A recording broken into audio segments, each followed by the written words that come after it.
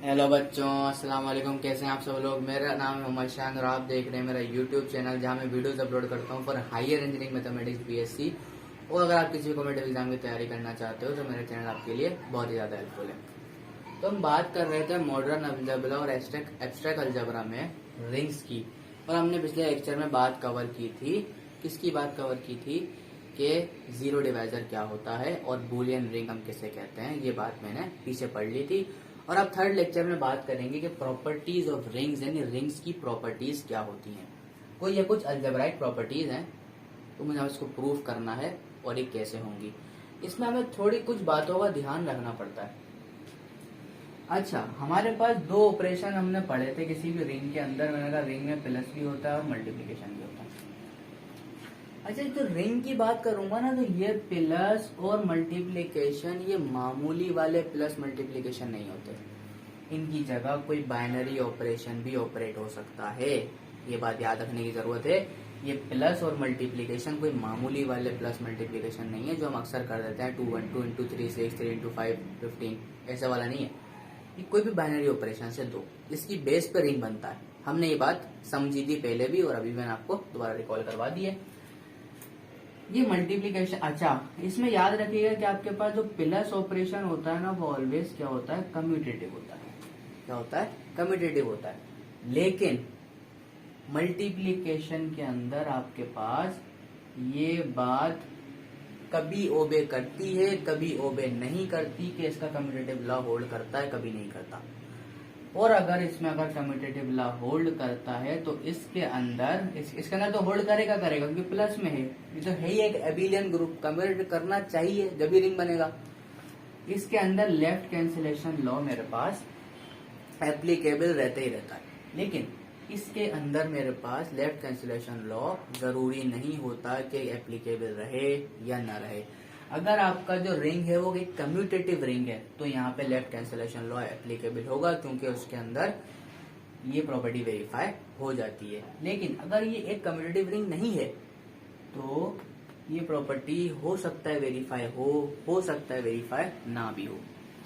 नहीं होगा, जाहिर सी बात है, कम्यूटेटिव नहीं है तो ये प्रॉपर्टी वेरीफाई करना ही नहीं है। तो इसका मतलब क्या हुआ कि ये प्रॉपर्टी कभी वेरीफाई होगी, कभी वेरीफाई नहीं होगी, लेकिन ये ऑलमोस्ट वेरीफाई होती है क्योंकि इसकी बेस पे जो रिंग बनता है।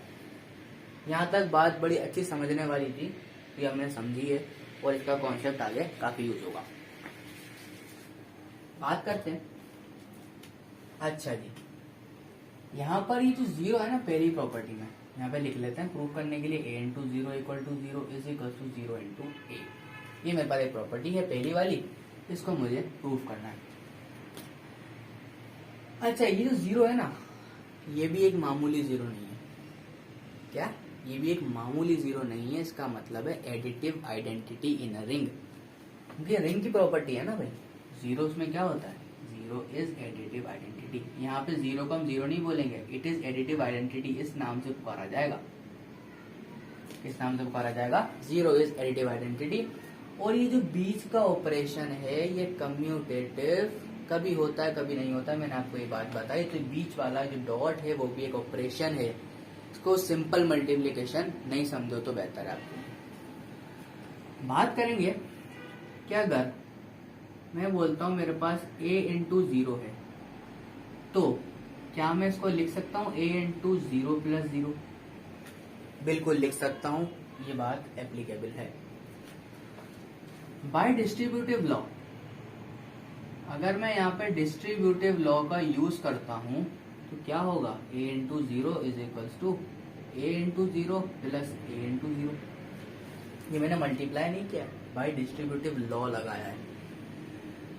लग तो रहा होगा कि बेसिक से मल्टीप्लाई कर रहा हूं, लेकिन ऐसा नहीं है। रिंग्स के अंदर, प्योर मैथमेटिक्स के अंदर हम एक पैटर्न के साथ चलते हैं। हमने क्या लगाया, डिस्ट्रीब्यूटिव लॉ, इसके इक्वल आ गया।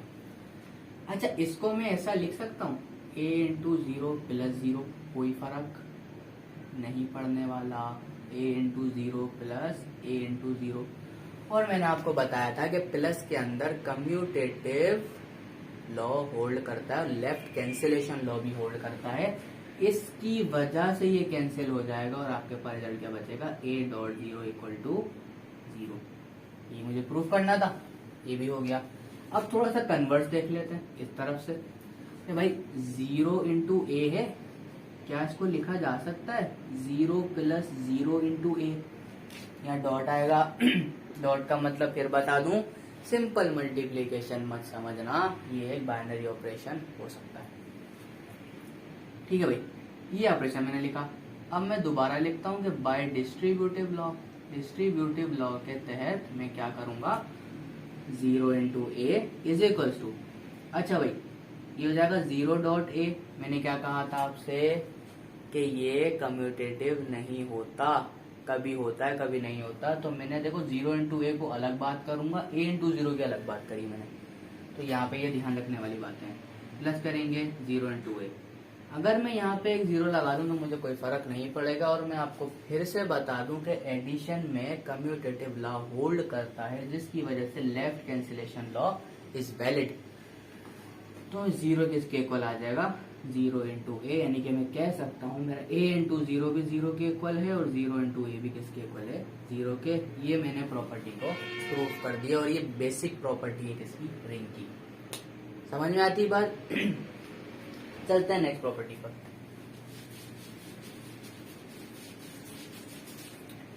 नेक्स्ट प्रॉपर्टी हमसे क्या कहती है कि a into minus B is equals to minus A into B and always equals to minus A times B.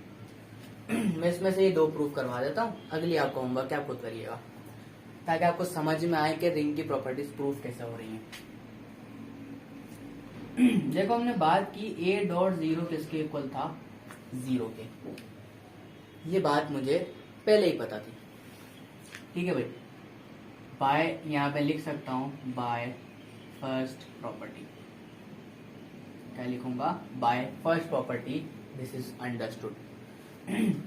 क्या इस 0 की जगह लिखा जा सकता है b plus minus B equal to 0? लिखा जा सकता है अकॉर्डिंग टू अलजेब्रा, क्योंकि हम मॉडर्न अलजेब्रा पढ़ रहे हैं। तो यहाँ पे मैं फिर लिखूंगा बाय डिस्ट्रीब्यूटिव लॉ, क्या लिखूंगा by distributive law. Distributive law के तहत क्या हो जाएगा बेटा a into B plus a into minus B is equals to 0। अभी a इंटू बी, अगर अच्छा यहाँ मैं ये नहीं कहूंगा कि ये वहां जाके क्या हो गया माइनस हो गया, ऐसा मैं बिल्कुल नहीं कहूंगा। मैं एक काम करूंगा, मैंने एक काम किया इसके अंदर, मैंने कहा भाई a इंटू बी मेरे पास हैगा plus a into minus b भी मेरे पास हैगा, ये दो चीजें मेरे पास थी। एक मैं इसके अंदर आपके पास माइनस का ए बी ऑपरेट करवाता हूँ प्लस में, और एक माइनस का ए बी यहाँ ऑपरेट करवाता हूँ प्लस में। बड़ा ये देखो कैंसिल हो जाते हैं, और मैं यहाँ क्या कहूंगा a इंटू माइनस बी किसके इक्वल आ गया माइनस ए बी के। ये प्रॉपर्टी प्रूव हो गई मेरे पास। सेकंड प्रॉपर्टी आपका होमवर्क है, इसको ऐसे कैसे बनाएंगे। अच्छा, इन प्रॉपर्टीज का यूज करके बनाना है, ये नहीं माइनस माइनस प्लस कर दिया, प्लस माइनस माइनस कर दिया, ब्रैकेट चेंज कर दिया फजूल के अंदर। आपने वैलिड रीजन देना है कैसा क्यों, क्योंकि मॉडर्न अलजेब्रा के अंदर बात कर रहे हैं। और जो हम वैसे भी अलजेब्राइक एक्सप्रेशन में जो यूं करके काट देते हैं ना, मान लेते हैं कि x plus y equal to y plus 2 y y cancel, तो ये भी इन्हीं रूल के तहत कटता है। लेकिन हमें आदत होती है हम स्पीड से काटते हुए चले जाते हैं, कोई इतना टाइम नहीं होता हमारे पास।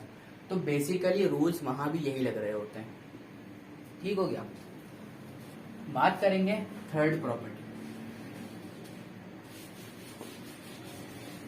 थर्ड प्रॉपर्टी की बात करते हैं तो थर्ड प्रॉपर्टी के अंदर देखो बेटा माइनस ए भी आ रहा है और माइनस बी भी आ रहा है, और किसके इक्वल आएगा पॉजिटिव ए बी के। भाई ये तो बड़ी सी मुश्किल सी बात हो गई। अब इन्हीं प्रॉपर्टी का यूज करके देखो कराऊंगा, देखना कैसे।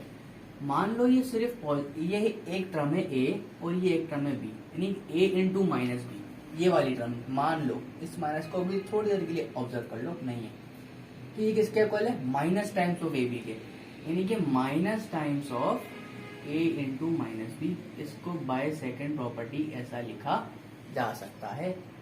और इस अंदर वाली प्रॉपर्टी को कैसे लिखा जा सकता है, ऐसे भी लिखा जा सकता है। तो मैं क्या करूंगा minus times a into b is equals to a b. अब मैं यहाँ ये नहीं कहूंगा कि माइनस माइनस प्लस हो गया, नहीं, मैं क्या कहूंगा मेरे ए बी का एडिटिव इनवर्स क्या आता है, ए बी आता है जो कि किसके बराबर है, ए बी। भाई ये बात यहाँ पर प्रूव हो जाती है, ये थ्योरम भी आपके पास प्रूव्ड है। बात करेंगे फोर्थ और फिफ्थ प्रॉपर्टी की जो कि बहुत ही ज्यादा इजी है। बात करते हैं, मैंने कहा a dot b minus c जो है वो इक्वल आएगा आपके पास a dot b minus a dot c के, ऐसे ही था। बात करते हैं इस वाले साइड, मैंने कहा डिस्ट्रीब्यूटिव लॉ अप्लाई करते हैं। चलो डिस्ट्रीब्यूटिव लॉ अप्लाई करने से पहले भी एक और काम कर लेते हैं। मैंने कहा ए डॉट, क्या इसको लिखा जा सकता है बी प्लस माइनस सी, क्योंकि हम यहाँ एडिशन और मल्टीप्लीकेशन की बात कर रहे हैं तो मैंने यहाँ पे ऐसा लिख लिया और ये एक वैलिड वे है लिखने का। ठीक है भाई, अगर मैं इसमें डिस्ट्रीब्यूटिव लॉ अप्लाई करता हूं, मैंने कहा डिस्ट्रीब्यूटिव लॉ, डिस्ट्रीब्यूटिव अप्लाई करूंगा क्या होगा बेटा, a into B plus a into minus c. और आप देखते आ रहे हो a into minus c according to my second property किसके इक्वल है, माइनस इंटू ए सी के। तो मैं यहाँ यूज करते हुए क्या कहूंगा, माइनस ए सी, जो कि मेरे पास फिर से प्रूव हो गया मेरी सेकेंड प्रॉपर्टी। और यहाँ पे डॉट लगाना ना भूलना, ठीक है। अब है आपके पास लास्ट प्रॉपर्टी फिफ्थ, जो कि प्रूव हो जाएगी आसानी से। प्रॉपर्टी है बी माइनस सी इंटू ए, यानी कि डॉट मेरा एक ऑपरेशन है यहाँ पे। बार बार इसलिए याद दिला रहा हूँ कि आप बोलो नहीं कि ये मामूली डॉट नहीं है, ठीक है भाई। बी माइनस है, इसके अंदर मैं फिर से डिस्ट्रीब्यूटिव लॉ लगाने से पहले एक काम कर लेता हूँ। मैंने कहा इसको लिखा जा सकता है b plus into minus c a. Distributive law लगाएंगे, क्या होगा, b dot a plus minus c dot a. अब देखो बेटा माइनस सी डॉट ए ये इक्वल है किसके इक्वल है, माइनस ए बी के, यानी कि मैं इसको लिख सकता हूँ b dot a minus c dot a. तो ये भी मेरे पास प्रूव हो गया। तो इस तरीके से प्रूव होती है रिंग की प्रॉपर्टीज, और ये एक वेरी रिगोरस वे है प्रूव करने का किसी भी प्रॉपर्टीज को। और जो हम फजूल में काट रहे होते हैं ना, वो भी इसी तरीके से प्रूव हो रही होती हैं। और खास तौर पर जब हम रिंग की और प्योर मैथमेटिक्स की बात करेंगे तो इसके अंदर आपने बड़ा ध्यान रखना है इन दो बाइनरी ऑपरेशंस का, कि ये मामूली नहीं है, इनकी जगह कोई बाइनरी ऑपरेशन भी आ सकते हैं।